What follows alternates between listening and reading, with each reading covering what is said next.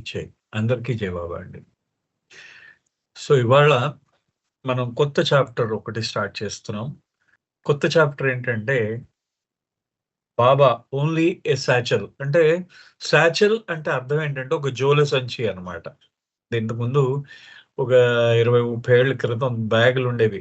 Cotton bags ఉండేవి. జోల సంచి లాంటిది ఉండేదన్నమాట.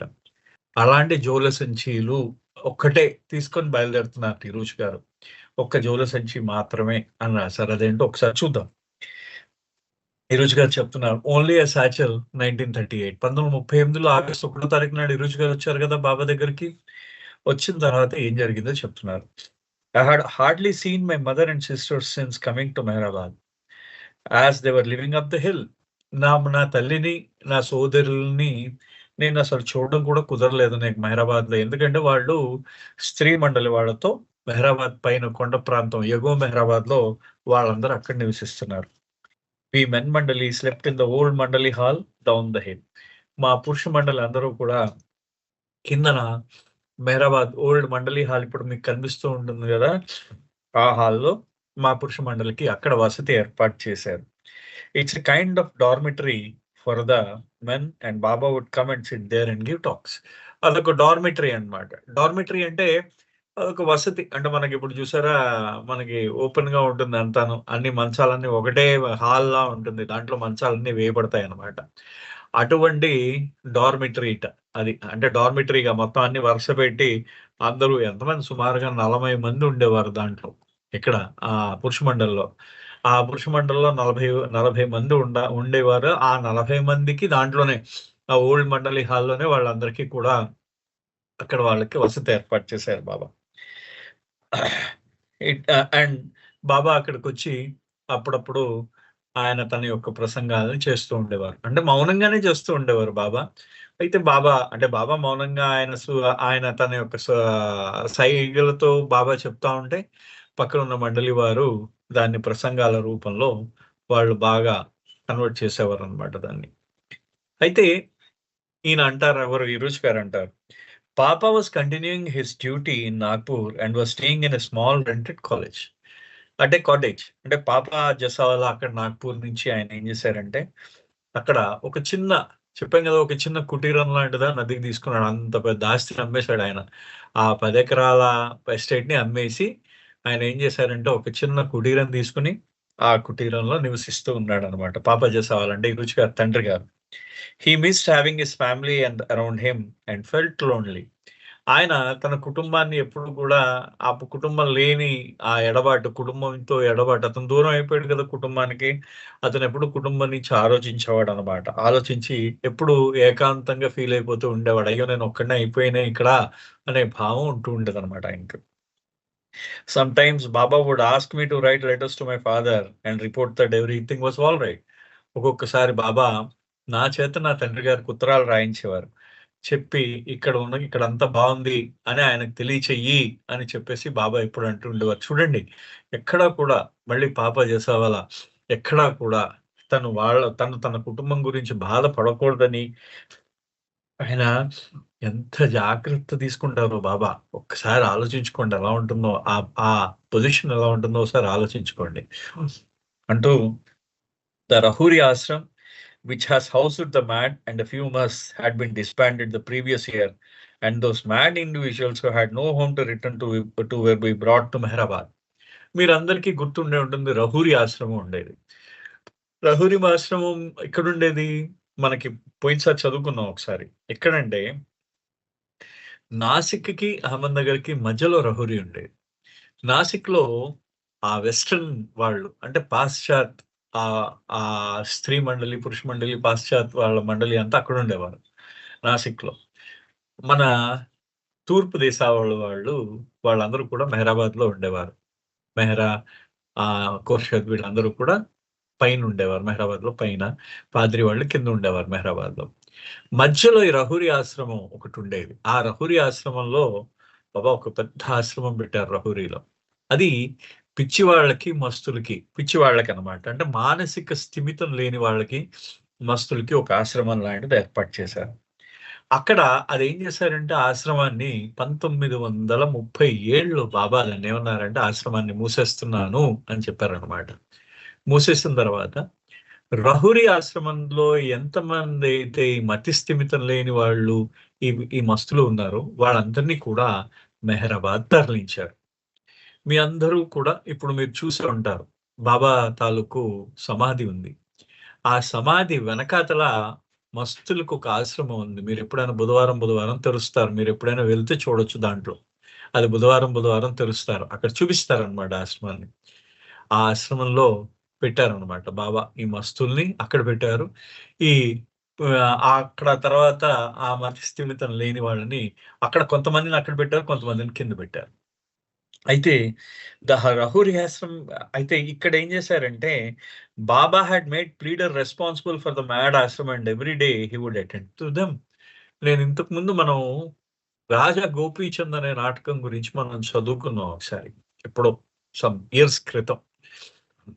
అక్కడ ఆ రాజా గోపీచంద్ నాటకం వేసేటప్పుడు బాబా ఏం చేశారంటే, ఈ మస్తుల ఆశ్రమానికి, ఈ మతి స్థిమితం లేని వాళ్ళ ఆశ్రమానికి ప్లీడర్‌ని ఇన్‌చార్జ్‌గా పెట్టారు. ఇద్దరు ఇన్‌చార్జ్‌లు ఉండేవాడు. ఒకళ్ళేమో బైదులు, రెండో అతనేమో ప్లీడరు.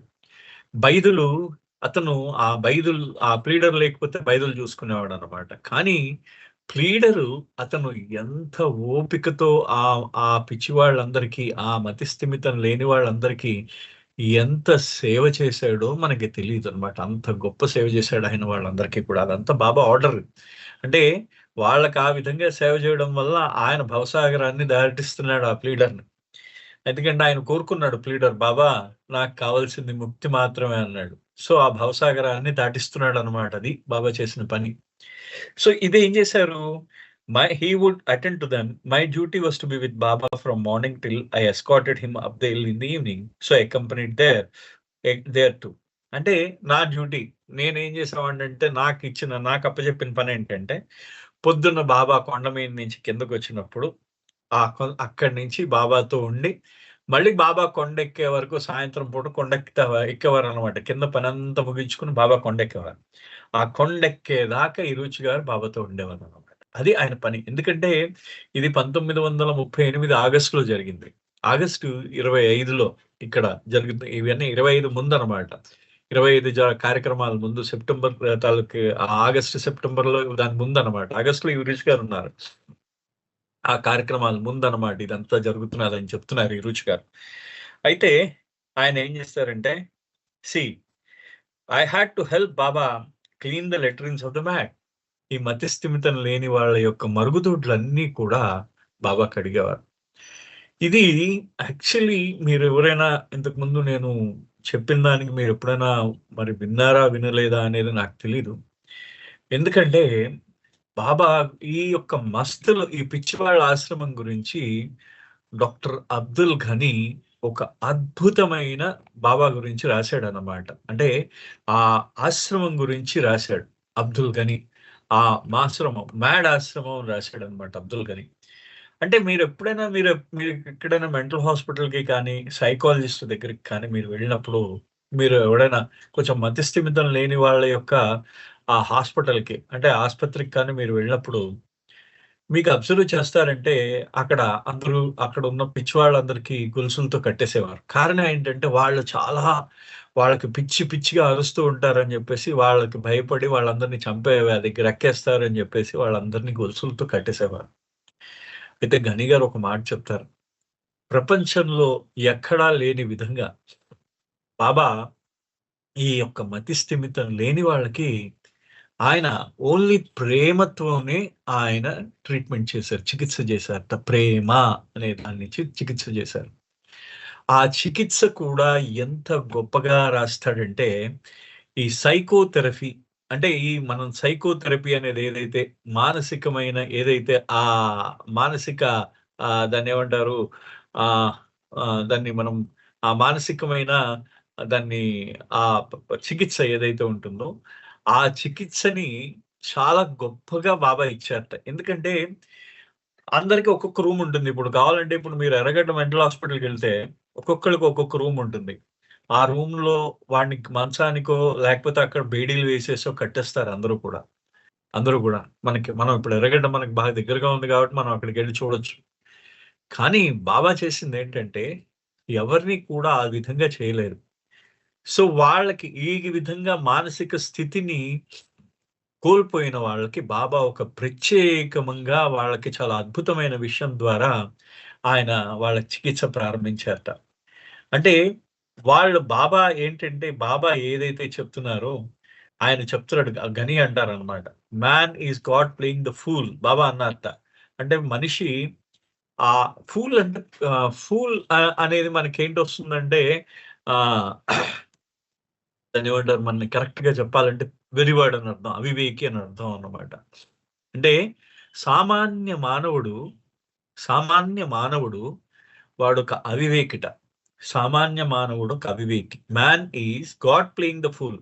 అంటే మనిషి మామూలుగా సాధారణమైన మానవుడు భగవంతుడే రూపం దాల్చి అవివేకిగా ఉన్న అంటే సామాన్య మానవుడు ఎవరంటే ఒక అవివేకి అన్నమాట. భగవంతుడు అవివేకి రూపంలో ఉన్నాడు. కానీ ఈ మతి స్థిమితం లేనివాడు, ఈ పిచ్చివాడు ఏమిటిట బాబా అన్నారు ఆ రోజు మాట. గాడ్ ప్లేయింగ్ ద చైల్డ్ అన్నారు చూడండి. అంటే భగవంతుడు ఆ చిన్న పిల్లవాడి రూపంలో ఉన్నది ఆ పిచ్చివాడి స్థితిట. అంటే వాళ్ళు ఆ విధంగా ఉంటారట. చిన్న పిల్లవాళ్ళ స్థితిలో ఉంటారట. సో ఇటువంటి గొప్ప చికిత్స ప్రపంచంలో ఎక్కడా కూడా జరిగి ఉండదు అని చెప్పేసి ఆయన అంటాడు అబ్దుల్ ఘనీ. ఈ ఆర్టికల్ చాలా ఇంటర్నేషనల్ మ్యాగజైన్‌లో కూడా ఈ ఆర్టికల్ వచ్చింది. ఈ ఆర్టికల్. ఈ ఇప్పుడు బాబా ఏదైతే అబ్దుల్ ఘనీ రాసిన మ్యాగజైన్ ఏదైతే అది లండన్‌లో సండే టైమ్స్ అనేదో ఉందక్కడ. ఆ మ్యాగజైన్ పేరు సండే టైమ్సో, ద సన్నో ఈ రెండిట్లో ఏదో ఒక మ్యాగజైన్‌లో బాబా ఈ అబ్దుల్ ఘనీ గారు రాసిన ఈ ఆర్టికల్‌ని వేశారు. ఇది చాలా అద్భుతమైన విషయం. అంటే మెహర్ బాబా యొక్క ఆహ్, ఆయన యొక్క మనకి ఆ లీలా విలాసం మనకి తెలీదు కానీ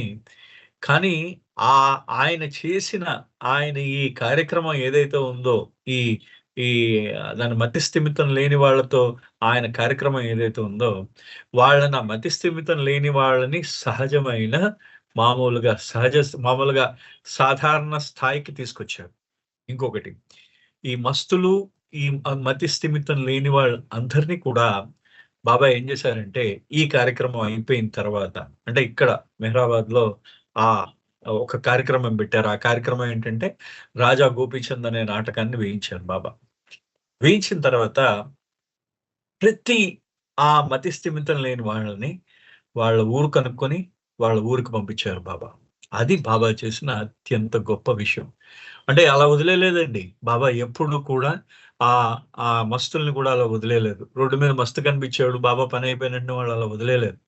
ఆ మస్తుల్ని వాళ్ళ ఇంటికి తీసుకెళ్ళి వాళ్ళ ఇంటి దగ్గర దింపి వాళ్ళకి అప్పజెప్పి కొంతమంది మస్తులకైతే ప్రతి నెల బాబా డబ్బులు పంపించేవారు కొంతమందికి. సో, ఆ విధంగా డబ్బులు పంపించడం జరిగింది. అది మనకి చాలా మందికి తెలియని విషయం అన్నమాట ఇదంతా కూడా. దీని రికార్డ్ కూడా ఉంది. బాబా పంపించిన రికార్డ్ కూడా మన దగ్గర ఉంది. సో, ఈ విధంగా అంటే అంత గొప్ప ప్రత్యేకమైన ఆయన ఒక ఆశ్రమాన్ని నెలకొల్పారు. అంటే మతి స్థిమితం లేని వాళ్ళకి, మస్తులకు ఒక ఆశ్రమాన్ని నెలకొల్పారు బాబా. దాంట్లో ముఖ్యంగా బాబా పొద్దున్న ఆ కొండ మించి దిగేవారు. దిగేసి ఆయన ఏమనేవారట, ఆ రోజుల్లో మీరు బయట వెళ్ళేవారు. మన టాయిలెట్‌కి మరుక్కి బయట వెళ్ళేవారు. నంబర్ 2కి బయటే వెళ్ళేవారు. దాన్ని ఎత్తేవారు. చేత్తో ఎత్తి అంటే మామూలుగా ఒక చిన్న దాని పేరేంటి మనకు రేకు లాంటిది ఉండేదనమాట. ఆ రేకు లాంటిది ఎత్తి ఒక బకెట్‌లో వేసి ఆహ్, అలా ఎత్తిన ఆ మరుగునంతా ఒక చోట పోసేవారు బాబా. తర్వాత బాబా ఆ మస్తుల యొక్క ఆశ్రమాన్ని అంటే వాళ్ళ యొక్క రూమ్‌ని, వాళ్ళ యొక్క ఆశ్రమాన్ని ఖచ్చితంగా కడిగేవారు. ఇది బాబా ఇక్కడ మన దీంట్లోనే 1938 మెహరాబాద్‌లో కంటిన్యూ కాకుండా లింక్స్ బంగ్లా బెంగుళూరులో ఉన్నారు బాబా. ఆ లింక్స్ బంగ్లాలో కూడా ఇది కంటిన్యూ అయిందనమాట. అంత గొప్ప అసలు ఆ కార్యక్రమం మనకి అర్థం కాదండి. ముఖ్యంగా ఏంటంటే అవతార కార్యక్రమం మనకు అర్థం కాదు. అది అవతారుడు చేసే కార్యక్రమం. ఈ కార్యక్రమం అది అందుకని అంత ప్రత్యేకం అన్నమాట. ఈ కార్యక్రమం అంత ప్రత్యేకం. అది ఈరోజు గారు చెప్తున్నారు. ఆయనేమంటున్నారంటే, "he would roll up his sleeves and takes the can out, clean them and wash the whole place and I would help Baba carry the bucket fully loaded with golden manure and dump it somewhere." ఆయన బాబా చేతులు చొక్కా మడత పెట్టుకునేవారట. ఆ రేకులతో ఆ కింద పడిన మరుగునంతా ఎత్తేవారట. ఎత్తి దాన్ని బకెట్‌లో ఎత్తేవారు. ఈరోజు గారికిచ్చి ఒక చోట పారేయమని చెప్పేవారు. ఆయన ఈరోజు గారు అంటాడు, "అది బంగారం రంగులో ఉన్న ఎరువుటది." అంతే కదా! ఎరువే కదా! బంగారం రంగులో ఉన్న ఎరువు అంటే అనేవాడు. Then he would give haircuts to the mad and shave and bathe them. ఆ తర్వాత ఏం చేసేవారట బాబా, వాళ్ళందరికీ కూడా తల కత్తిరించి, వాళ్ళకి షేవింగ్ చేసి, ఆ తర్వాత వాళ్ళందరిని స్నానం చేయించేవారట. Baba treated the man with no medications other than to give them love, pure love. బాబా వాళ్ళకి ఏ విధంగా వాళ్ళకి చికిత్స చేశారో మీరు ఒక్కసారి చూడండి. నేను ఇందాకల చెప్పిన మాట ఇక్కడ వాడుతున్నాడు ఈ రుచి గారు. ఆయన ఏమంటున్నారంటే, బాబా వాళ్ళకి ఏ విధమైన మందులు ఇవ్వలేదు. చికిత్స కోసం మందులు ఇవ్వలేదు. ప్రేమ, స్వచ్ఛమైన ప్రేమని మాత్రం ఆయన తన యొక్క మెడికేషన్ కింద అంటే ఆ మందుల కింద ఆ స్వచ్ఛమైన ప్రేమని మాత్రమే ఇచ్చాడాయన. He helped them to take baths, cut their hair, clipped their nails, massaged them, fed them as though mad were his own kith and kin. వాళ్ళందరూ కూడా ఆయన సొంత తమ్ముళ్ళు, అన్నచెల్లెళ్ళు, అన్నదమ్ములు సొంత వాళ్ళయినట్టు ఆయన వాళ్ళందరికీ ఏం చేసేవాడట, ఆయన వాళ్ళందరికీ స్నానాలు చేయించి, తలలు కట్ జేసి, వాళ్ళ మొత్తం గోళ్ళన్నీ తీసి, తర్వాత వాళ్ళకన్ని మసాజ్ జేసి, ఆ తర్వాత వాళ్ళకి భోజనం పెట్టేవారట. అంటే వాళ్ళ సొంత అన్నదమ్ములు ఏ విధంగా ఉంటారో ఆ విధంగా చేశారట బాబా వాళ్ళకి. టువర్డ్స్ అంటే అంతే కదా! మన ఇంట్లో ఎవరైనా కొంచెం మతి స్థిమితం లేని మన సోదరుడో, సోదరో ఎవరైనా ఉంటే మనం అలాగే చేస్తాం గదా! ఆ విధంగా చేశారట బాబా వాళ్ళకి. అంటాడు. Towards the end of the August 1938 Baba decided to give a play staged at Mehrabad. ఇక్కడ ఏం చేశారంటే నేను బాబా బాబా ఏం చేశారంటే దాన్ని ఆగస్టులో ఆగస్టులో బాబా వాళ్ళకి ఒక్క నిమిషం అండి. నేను మీకు ఒకటి చూపిస్తాను. ఒకవేళ అది నా దగ్గర ఉంటే చూద్దురు గాని లేకపోతే అది లేదు. ఓకే. ఆగస్ట్‌లో ఏం చేశారట బాబా ఏం చేశారట, ఈ మస్తులతో ఈ తర్వాత ఈ యొక్క ఈ మస్తులతో, ఈ మతి స్థిమితం లేని వాళ్ళతో, వీళ్ళతో బాబా ఏమన్నారంటే, నేనొక నాటకం వేయించాలి అని చెప్పారనమాట. ఈ నాటకం వేయించాలన్నారు. అని what was the unique about the performance was the cost. అన్నిటికన్నా ఈ ప్రత్యేకత ఏంటి? ఈ నాటకం వేయించడానికి వచ్చిన ప్రత్యేకత ఏంటంటే, ఈ నాటకంలో నటించేవారే ప్రత్యేకత. అందరిలోకి ప్రత్యేకమైన వాళ్ళనమాట. వాళ్ళందరూ కూడా ఆ ఆశ్రమంలో ఉన్న మస్తులు, ఆ తర్వాత ఆ ఆశ్రమంలో ఉన్న మస్తులు, ఆ మతి స్థిమితం లేని వాళ్ళనమాట. లేని వాళ్ళైతే అయితే ఈయన చెప్తున్నారనమాట. అయితే I want the story of Raja Gopichand to be enacted by the mad. I want the so called saint to see that mad can do. Baba ఏమంటున్నారంటే, అంటే మేమందరం ఆ పిచ్చి వాళ్ళని చూసి అందరూ ఏమనుకుంటారు, వాళ్ళందరూ పిచ్చోళ్ళు అనుకుంటారు గదా! వాళ్ళందరినీ సో కాల్డ్ సేన్ అన్నారు. మేము పిచ్చివాళ్ళం కాని వాళ్ళనమాట. అంటే మతి స్థిమితం ఉన్నవాళ్ళు, మాకు మతి స్థిమితం ఉంది అని వాళ్ళందరూ అంటే మాకు బుద్ధి స్థిరచిత్తం ఉంది, పిచ్చి లేని వాళ్ళం మేము అని చెప్పేసి వాళ్ళందరికీ ఒక గర్వం ఉంటుంది గదా! ఈ వాళ్ళందరికీ కూడా మనకందరికీ నేను పిచ్చివాడిని కాదు అని ఒక చిన్న గర్వం ఉంటుంది గదా! వీళ్ళందరికీ ఆ పిచ్చివాళ్ళు, ఆ మస్తులు వేసే నాటకాన్ని చూపించాలి అని చెప్పేసి బాబా అన్నారు.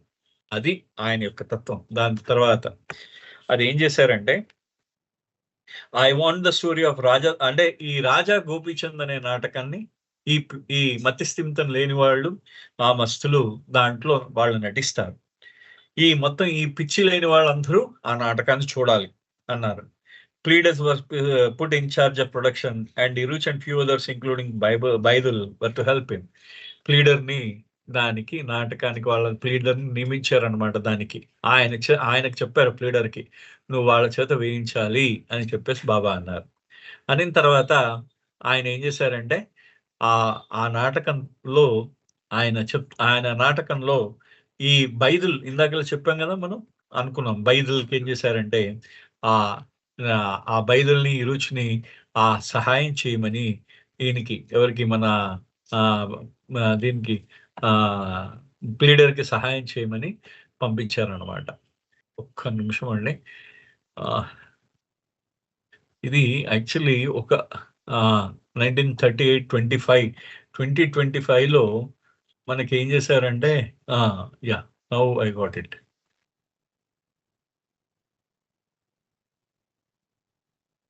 ఇప్పుడు 2025లో ఇది మన 100 ఇయర్స్ అయింది దీంట్లో. దీంట్లో ఈ 100 ఇయర్స్ అయినప్పుడు కొన్ని ఫోటోగ్రాఫ్స్ ఉన్నాయి. మీరందరూ చూసుంటారు ఆ photographs. Even then I'm sharing them. ఒక్కసారి చూడండి.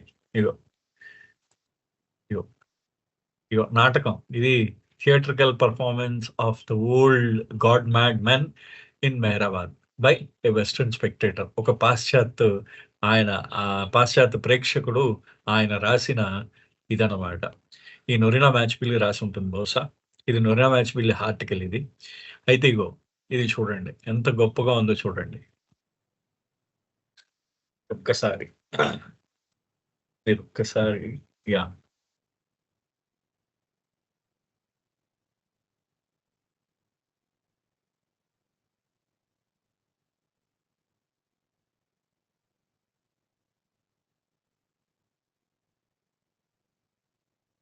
ఆ!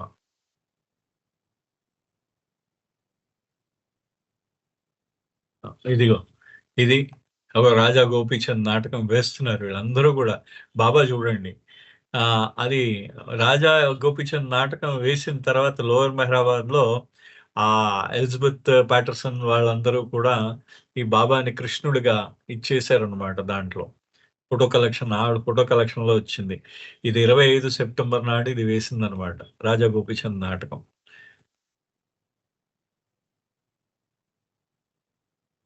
కనిపిస్తున్నది కదండీ!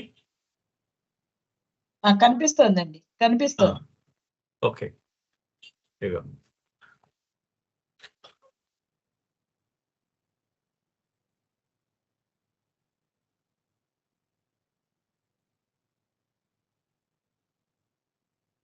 ఆ! ఇది రాజా గోపీచంద్ నాటకం. ఇది మణి గారు వాళ్ళు. ఆవిడ 'ఇరుచ్' రికార్డ్ అంటే ఇప్పుడు మనం 'ఇరుచ్'దే చదువుతున్నాం ఇప్పుడు. 'ఇరుచ్' పుస్తకంలో ఆయన మణి మెహరాబాద్‌లో తన సితార్‌తో ఆవిడ మ్యూజిక్ వాయించింది దానికి. అది అన్నమాట ఇది. సో, ఈ నాటకం అన్నమాట ఇది. సో, ఇది బాబా వాళ్ళు ఆ రోజు బాబా నాటకం వేసిన రోజు తాలూకు దాని తాలూకు రికార్డింగ్స్ అన్నమాట ఇవి. అయితే ఆ రోజు ఆ బాబా అన్నారు. Ah, ah, Baba the story of Raja Gopichand who renounces his life as a king to seek God was enacted at Mehrabad on Sunday 27, 1938. ఇది కొంచెం ఇది 25 ఇది. 27 కాదు. కొంచెం చిన్న పొరపాటుంది. అంటే సెప్టెంబర్ 25 మనకి దీంట్లో గూడా మనకి లోవర్ మెహరాబాద్‌లో 25థ్ ఆఫ్ సెప్టెంబర్ రూపంలో మనకి వేశారు. అది మనకి మొన్న ట్రస్ట్ వాళ్ళు కూడా ఇచ్చేసారు. సో, ఇది రుచి గారు 27థ్ అని చెప్పారు. బట్ అది నిజంగా 25థ్ ఆఫ్ సెప్టెంబర్ అది కరెక్ట్ అన్నమాట. 25దో తారీఖు నాడు ఆ సెప్టెంబర్ రోజు బాబా ఈ నాటకం వేయించారు. The story revolves around this Raja who it is said that more than 1600 wives. ఇతనికి ఈ రాజా గోపిచంద్ అనే ఆయనకి 1600 మంది భార్యలుండేవారట. His life was so steeped in luxury, it would take all these wives to bathe in. ఆయన ఎంత ఎంత లగ్జరీ అంటే ఎంత సుఖాలకు అలవాటు పడిపోయాడంటే సౌకర్యాలకి, ఆ సుఖాలకి, ఆ సౌకర్యాలకి అలవాటు పడే భోగానికి అలవాటు పడారనమాట. మొత్తం ఈ 1600 మంది భార్యలు ఈయనకి రోజు స్నానం చేయిస్తూ ఉండేవారు. One day when his wives were massaging his skin with oil in preparation for his bath, Gopichand's mother, who was spiritually inclined, witnessed the scene from an upper balcony in the palace. అయితే ఓ రోజు మనకి ఆ రోజుల్లో ఏం చేసేవారు? మనకి ఒంటికి నూనె పెట్టేవారు గదా! తలకి తైలం పెట్టి, ఆ తర్వాత స్నానం చేయించేవారు. ఇప్పటికి మనకి ఆచారం ఉందది. సో, ఈ విధంగా అభ్యంగన స్నానం అంటారు దాన్ని. సో, ఈ విధంగా ఆ స్నానం చేయిస్తూ ఆ రాజుకి ఆ రా భార్యలందరూ కూడా ఆ తైలం పెట్టి ఆయన ఒంటిని బాగా వాళ్ళు మసాజ్ చేస్తున్నారనమాట. ఆ మసాజ్ చేస్తూ ఉండేసరికి వాళ్ళ అమ్మగారు చూసారు. రాజుగారి అమ్మగారు, గోపీచంద్ గారి అమ్మగారు చూసారు. చూసి ఆవిడ ఆధ్యాత్మికంగా ఉంటుందావిడ బాగా. ఆవిడేమనుకుందిట ఆ బాల్కనీలో నించొని, ఆహా! As she was standing there watching, a single thought caught her. My son is the Raja. He is handsome and has everything and everyone at his command, but he is wasting his life in decadence.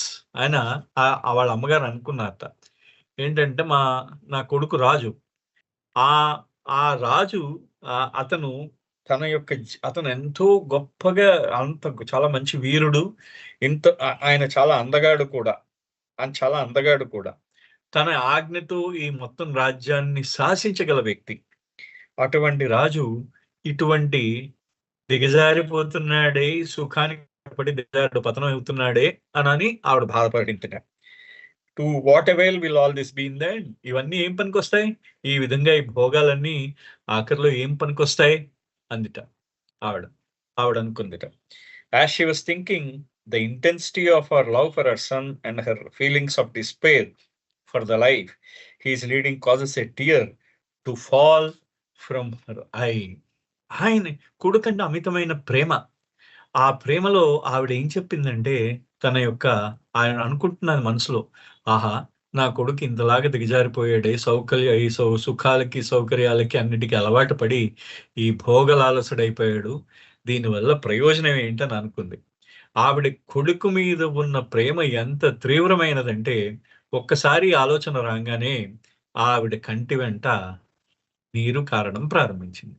నీరు ఒక చుక్క రాలి, ఆ కిందన ఆ రాజు ఆ ఒళ్ళోకి అభ్యంగన స్నానం కోసం తైలం పట్టించుకుంటున్నాడు. ఆయిల్ పట్టించుకుంటున్నాడు. ఆ నీరు తల్లి యొక్క కంటి నీరు ఆ రాజు యొక్క వీపు మీద పడింది. Seeing his mother on the balcony, her face distraught, he rushes to her with genuine concern. వాళ్ళ అమ్మగారిని బాల్కనీలో చూశాడు. రాజా గోపీచంద్ చూసి ఆవిడ ఫేస్‌లో దుఃఖాన్ని చూశాడు. చూసిన తర్వాత నిజంగా అతనికి చాలా బాధేసింది. అయ్యో! నా తల్లి ఎందుకు బాధపడుతున్నది అనుకుంటూ గబగబా వెళ్ళాడు తన తల్లి దగ్గరికి. What is wrong? What has happened? Now the story begins to unfold with his mother telling him her deepest fear. How will he ever get out of the clutches of maya? అయితే ఆయన ఏం జరిగిందమ్మా? ఏం తప్పు జరిగింది నా వల్ల? ఏం జరిగిందని అడిగేట. అడిగిన తర్వాత ఆవిడ కథ అంతా చెప్తూ ఆవిడ మొత్తం అంతా కథ చెప్పింది. దానికొక కథ ఉందిలెండి. మళ్ళీ ఇంకోసారి చెప్పుకుందాం అది ఎప్పుడైనా. ఆ కథ చెప్పారాయన. చెప్పిన తర్వాత నాయనా నువ్వు నాకొక భయం ఉంది. ఈ మాయ తాలూకు సంకెళ్ళలో నువ్వు ఎంతగా చిక్కుకుపోయావంటే, నువ్వు ఎప్పుడు ఆ మాయ తాలూకు సంకెళ్ళ నుంచి ఎప్పుడు బయటపడతావు అని అడిగిందనమాట ఆవిడ. అడిగేసరికి వాట్ షుడ్ ఐ డూ అన్నాడు. అంటే నేనేం చేయాలమ్మా ఈ మాయ తాలూకు సంకెళ్ళకి నుంచి బయటపడడానికి ఏం చేయాలి అని అడిగాడనమాట. అడిగేసరికి she answers find truth and renounce maya. అంటే నువ్వు ఈ సత్యాన్ని కనుక్కో, ఈ మాయను వదిలిపెట్టు అందిట తల్లి. అనేసరికి eventually Gopichand does renounce his Kingdom and is caught in the net of the perfect master. ఒక సద్గురువు యొక్క వలలో పడిపోతాడు ఆ గోపీచంద్. తన రాజ్యాన్ని కూడా వదిలేస్తాడు. వదిలేసిన తర్వాత అతను ఒక సద్గురువు యొక్క వలలో పడతాడు.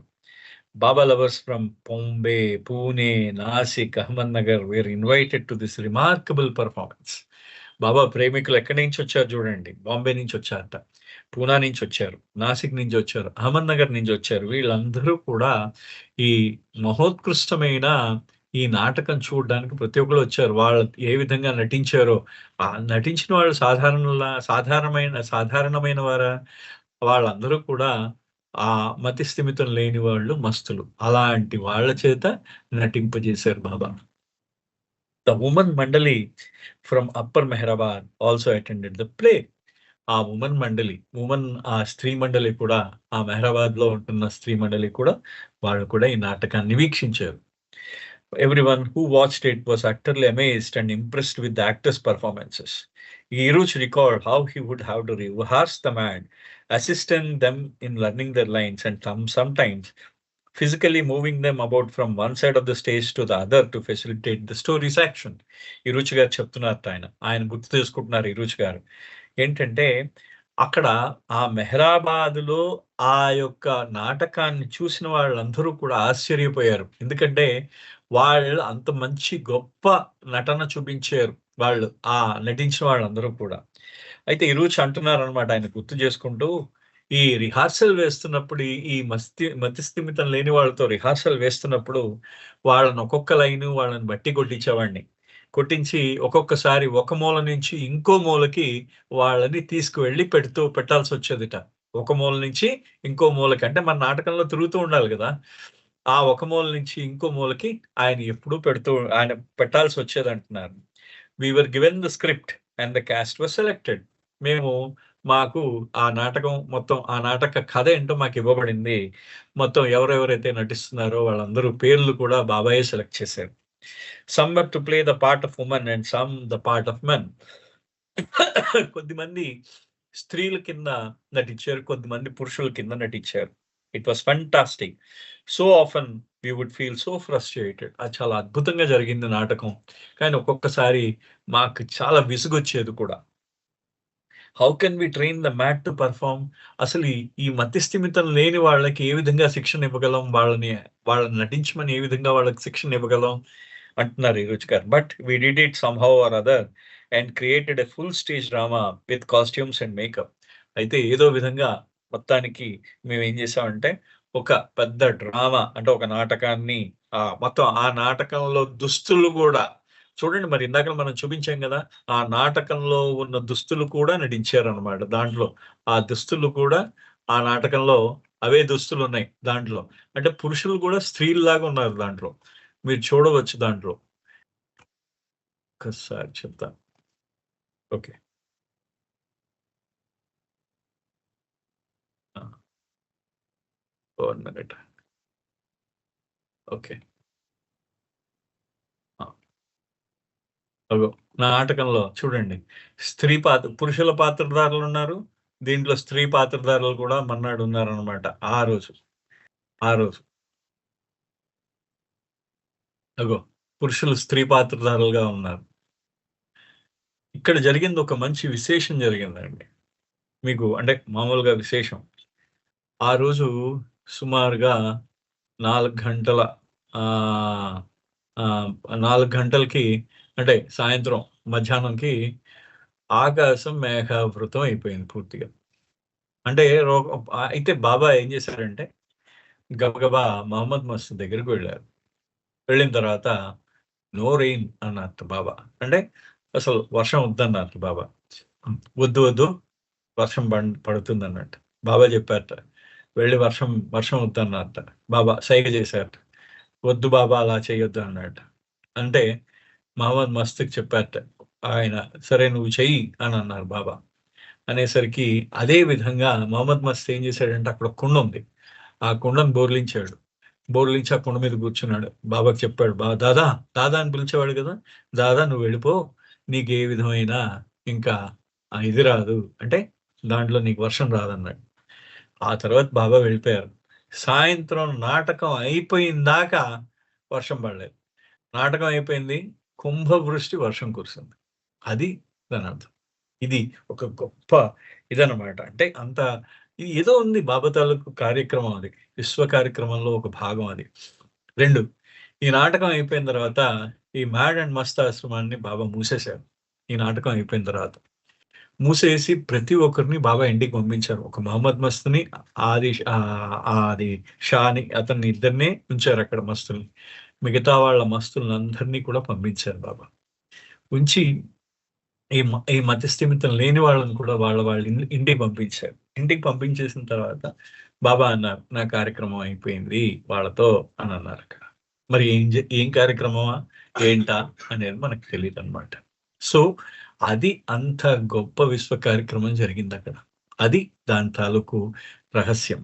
ఆహ్, ఈ మన ఈ నాటకం 'గోపీచంద్' నాటకం తాలూకు రహస్యం అనమాట. So, he took interest Baba spared nothing for the performance. Baba దేన్ని వదిలిపెట్టలేదట. He took interest in every detail from the script to getting birds, wigs, and costumes from Bombay to the props, special makeup, and enactment of the play. ఆ ఆ రచన కానీ, ఆ తర్వాత దాని dialogues గానీ, ఆ తర్వాత ఆ విగ్గులు గానీ, వాళ్ళు వేసుకున్న బట్టలు గానీ, ఇవన్నీ బాంబే నుంచి తెప్పించారు. దాంతో పాటు మేకప్ మెన్‌లు గూడా బాంబే నుంచి తెప్పించారు బాబా. చేపిచ్చి వాళ్ళందరిని ఆ మేకప్ మ్యాన్‌లందరితో ఆ మతిస్థిమితం లేని వాళ్ళకి, ఆ మస్తులకి ఆ మేకప్ మెన్‌తో వాళ్ళేం జేశారంటే, ఆ యొక్క వేషధారణ చేశారనమాట. We had to prompt them from the stage. So, we are dressed as mendicants. అంటే మేము వాళ్ళకి వెనకాతల నుంచి ప్రాంప్ట్ అనేది ఉంటుంది కదా! అంటే ప్రాంప్ట్ చెప్తూ ఉంటాం. చాలా మందికి మీకు ప్రాంప్ట్ అంటే ఏంటో తెలుస్తుంది. అంటే ఒక అంటే వీళ్ళు మెండికెంట్ అంటే ఒక సన్యాసి రూపం అన్నమాట. ఈ ఇరుచి గారు వీళ్ళందరూ కూడా ఆ సన్యాసి రూపంలో ఉండేవారు స్టేజ్ మీద. వాళ్ళు కూడా సన్యాసి రూపం వేశారు. కారణం ఏంటంటే వీళ్ళకి ప్రాంప్ట్ చేస్తూ ఉండేవారన్నమాట. అంటే వాళ్ళని ఆ నాటకంలో వాళ్ళకి సహాయం చేస్తూ ఉండేవారు. ప్రాంప్ట్ అన్నమాట. వాళ్ళకి అంటే కొంచెం వెంటనే వాళ్ళకి నాటకంలో అందిస్తూ ఉండేవారు. ఆ డైలాగ్స్ అన్ని అందిస్తూ ఉండేవారు. సో వీళ్ళందరూ ఈ సన్యాసి వేషంలో ఉండేవారన్నమాట. ఇరుచి గారు వాళ్ళందరూ కూడా ఆ సన్యాసి వేషంలో ఉండేవారు.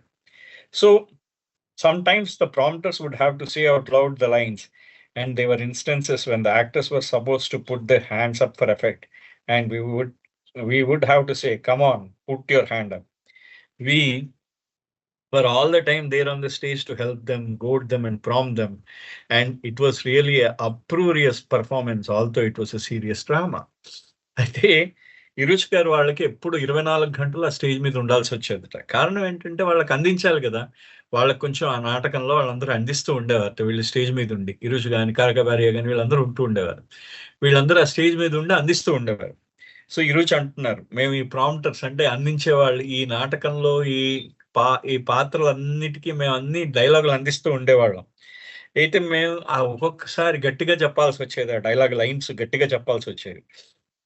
మేము చెప్పినప్పుడు వాళ్ళు చెయ్యి పైకెత్తి వాళ్ళు చెయ్యి పైకెత్తి వాళ్ళు సంజ్ఞలు చేయమనేవాళ్ళం మేము. అయితే మేము గట్టిగా అరుస్తూ ఉండేవాళ్ళం. "మీ చెయ్యెత్తండి, చెయ్యెత్తండి" అని మేము చెప్తూ ఉండేవాళ్ళంట. ఒక్కొక్కసారి అంటే మనం గోడ్ దెమ్ అంటే వాళ్ళని ముందుకు నడిపిస్తూ ఉండేవారు. ఒక్కొక్కసారి వాళ్ళకి వెనక నుంచి అందిస్తూ ఉండేవారు. ఒక్కొక్కసారి స్టేజ్ ఈ కొస నుంచి ఆ కొసకి తీసుకెళ్తూ ఉండేవారు. ఇన్ని కష్టాలు పడ్డారు పాపం. ఆ! వాళ్ళందరూ కూడా ఎవరు? ఈ మా బాబాయ్ యొక్క మండలి వాళ్ళందరూ కూడా. అది అద్భుతమైన నటన అయిపోయిందిట వాళ్ళది. అది చాలా సీరియస్ గంభీరమైన నాటకం అయినా కానీ, వీళ్ళు నటించింది ఎలా ఉంటుంది కొంచెం అది ఏమైందంటే ఇప్పుడు నాటకం సీరియస్‌గా నడుస్తున్నది. చాలా సీరియస్ అయిన నాటకం. అలాంటి దాంట్లో ఈ పిచ్చివాళ్ళు వాళ్ళందరితో వాళ్ళు నటించడం అంటే కొంచెం హాస్యోక్తంగా ఉంటుంది కదా! ఆ విధంగా మారిపోయిందనమాట. There were a lot of mistakes and slips on stage which made the show quite lively and we could see the audience laugh like anything. చాలా పొరపాట్లు కూడా జరిగాయి. అయితే పొరపాట్లు జరిగిన ఆ ప్రేక్షకులందరూ కూడా ఆ పొరపాట్లని వాళ్ళు సంతోషించారు ఆ పొరపాట్లకి. ఎందుకంటే అది జీవం ఉన్న నాటకంలాగా మారిపోయిందట. ఎందుకంటే వాళ్ళందరూ మస్తులు, మతిస్థిమితం లేని వాళ్ళు. వాళ్ళు నటిస్తుంది. వాడు ఒక్కొక్కడు ఒక్కొక్క విధంగా నటిస్తున్నాడు. దాంతో అందరికి నవ్వొచ్చేది. సో, ఆ ప్రేక్షకులు కూడా దానికి చాలా వాళ్ళు ఎంజాయ్ చేశారు. వాళ్ళందరూ కూడా దాన్ని సంతోషించారు. When it was all over, we felt such a great feeling of relief and relaxation that I loved doing it. మేమందరం కలిసి అయిపోయిన తర్వాత మేము చాలా గొప్ప అనుభూతి నాకు కలిగిందేంటంటే, హమ్మయ్య! అయిపోయిందిరా బాబు అనుకున్నట్టు ఒక్కొక్కడును. They did it really well. Baba wanted the so-called sane people to know that what what the Mac can do if properly cared for with love. ఆయన చెప్తున్నాడు చూడండి. అంటే ఈ మతి స్థిమితం లేని వాళ్ళందరూ కూడా, ఈ మతి స్థిమితం ఉన్నవాళ్ళు అంటే మనందరికీ చూపించాలనుకున్నారట బాబా.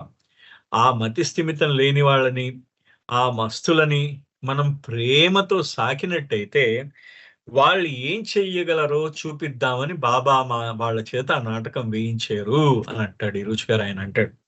అంటూ అంటే ఆ ప్రాపర్‌గా అంటే వాళ్ళకి ఆ కేర్ ఆ విధంగా వాళ్ళని కేర్‌ఫుల్‌గా వాళ్ళని ట్రైన్ చేస్తే, శిక్షణ ఇస్తే వాళ్ళు అద్భుతాలు సృష్టిస్తారన్నాడన్నమాట. With the culmination of this remarkable performance there was a new shift in Baba's work. ఈ కార్యక్రమం అయిపోయిన తర్వాత బాబా తాలూకు పని చేసే విధానం మారిపోయింది. అప్పటిదాకా బాబా ఏం చేశారు చూడండి. మస్తులు వీళ్ళందరి కోసం తిరిగారు. తర్వాత బాబా తన యొక్క కార్యక్రమం తాలూకు కేంద్రాన్ని మార్చడం జరిగింది. అది ఏ విధంగా అంటే, although there were still a few mad and mast left at Meherabad, they no longer were the major focus of his attention. ఏదో కొద్దిమంది ఒక ఇద్దరు ముగ్గురు మతిస్థిమితం లేని వాళ్ళు ఒక ఇద్దరు ముగ్గురు మస్తులున్నారు మెహరాబాద్‌లో. అయితే బాబా తాలూకు దృష్టి వాళ్ళ మీద కాదు. ఇప్పుడు బాబా దృష్టి మారింది. వేరే దాని మీద బాబా తన దృష్టిని కేంద్రీకరించారట. అదేంటయ్యా? Sarosh had an agency of Chevrolet cars and buses, and Baba had told him that he wanted a passenger bus to tour all over India. ఆ రోజుల్లో సరోష్‌కి ఒక ఏజెన్సీ ఉండేదట. చెవ్లరెడ్ అనే కంపెనీ ఉంది. ఇప్పటికీ ఉంది అనమాట. ఫియట్ పద్మిని అంటాం మనం. అది కార్ల కంపెనీ. అలాగే చెవ్లరెడ్ బసెస్ వచ్చేవి. బాబా బ్లూ బస్ టూర్‌లో ఆ చెవ్లరెడ్ బస్‌లోనే తిరిగారు. సరోజ్ తాలూక్ కంపెనీ అనమాట. దాంట్లో ఆయన కార్లు, బస్సులు ఉండేవిట. బాబా ఏం చెప్పారట సరోజ్‌కి, సరోజ్ నేను మొత్తం భారతదేశం అంతా యాత్ర చేయాలి. నాకో బస్సును రెడీ చెయ్యి అన్నారు. I still remember it was in November when the blue bus arrived at Meherabad. నాకిప్పటికి ఇంకా బాగా గుర్తు. ఎందుకంటే, ఆ బ్లూ బస్ నవంబర్‌లో బ్లూ బస్సు అంటే బ్లూ బస్సు తన యాత్ర బ్లూ బస్‌లో మేము మా యాత్రను ప్రారంభించాం మెహ్రాబాద్ నుంచి. ఆ మెహ్రాబాద్ వచ్చిందనమాట. బ్లూ బస్ వచ్చిందిట. All the men mandali had heard about the bus and had seen it going up the hill. ఈ మగ మండలి వాళ్ళందరూ కూడా దాన్ని చూసారట. అదే ఆ కొండ మీదకి వెళ్తున్నప్పుడు అందరూ కూడా చూసారు. We know that they are going out with Baba the next morning. But so what? Let them go. My nature was not to interfere but to observe. ఇరుషి గారు అనుకున్నారట. ఏమనుకున్నాడంటే, కొండ మీదకెళ్తున్నారు గదా! బ్లూ బస్ వెళ్తున్నది పైకి. వెళ్తూ ఉంటే, వాళ్ళందరూ స్త్రీలందరూ బాబాతో పాటు ఎళ్తున్నారు. సో, వాళ్ళనెళ్ళని. మాకేం పట్టిద్ది అన్నట్టు ఉన్నాడనమాట. ఉండేసరికి my nature was not to interfere but to observe. నా గుణం ఏంటంటే నేనెప్పుడూ కూడా గమనిస్తూ ఉండేవాడిని. నేను దేంట్లోనూ కూడా తలదూర్చేవాడిని కాదు. I was taught to be very observant from the childhood. నేను ఏ విధంగా ప్రతిదాన్ని గమనించాలో చిన్నప్పటి నుంచి నాకు నేర్పించడం జరిగిందనమాట. ఆయన అంటున్నారు. So I had noticed that bus had come and driven up the hill and I heard that the next day the women were going out in tour with Baba. అయితే నేను చూసాను బస్సు పైకెళ్ళడం. ఆ తర్వాత నేను విన్నానేంటంటే మర్నాడు ఉదయం బాబా ఆ స్త్రీ మండలితో ఆ బస్సులో ప్రయాణం చేస్తున్నారని నేను విన్నాను. Elizabeth was going to drive the bus and Kakabaria was to be the only man going along. Elizabeth ఏం చేసిందిట? ఎలిజబెత్ ఆవిడ ఆ బస్సు డ్రైవ్ చేయడానికి ఆవిడని పెట్టారట. ఎలిజబెత్ ప్యాటర్సన్ ఆవిడే కదా బ్లూ బస్సు నడిపించింది.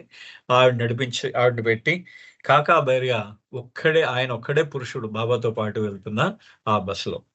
The night before the start of the tour, we all gathered together in the Mandali Hall at Lower Mehrabad. ఆ ముందు రోజు మేమందరం కూడా మండలి హాల్‌లో మేమందరం కలుసుకున్నాం. The whole hall as post holding up the roof that were not straight but at wacky angles.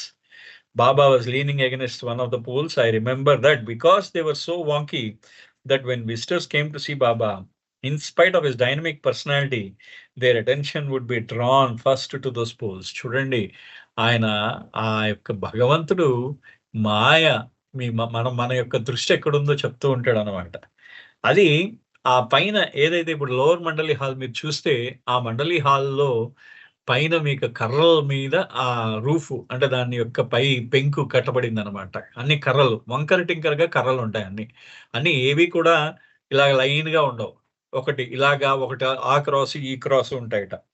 So, ఎవడైనా అక్కడికొస్తే ప్రతి ఒక్కడు కూడా ఈ వంకర కర్రలనే చూసేవాడట. బాబా అంత గొప్ప వ్యక్తి వాళ్ళ ముందు ఉన్నా గాని వాళ్ళెంతసేపు వాళ్ళ దృష్టంతా ఈ వంకర కర్రల మీదే వెళ్ళేదట ఎవడికైనా. So, they would look at them and be afraid the whole roof might fall on them. వాళ్ళందరూ పైకి చూస్తూ ఈ రూఫ్ అంటే ఈ పైన పై కప్పు ఎప్పుడు పడిపోతుందో అని భయంగా చూస్తూ ఉండేవారట.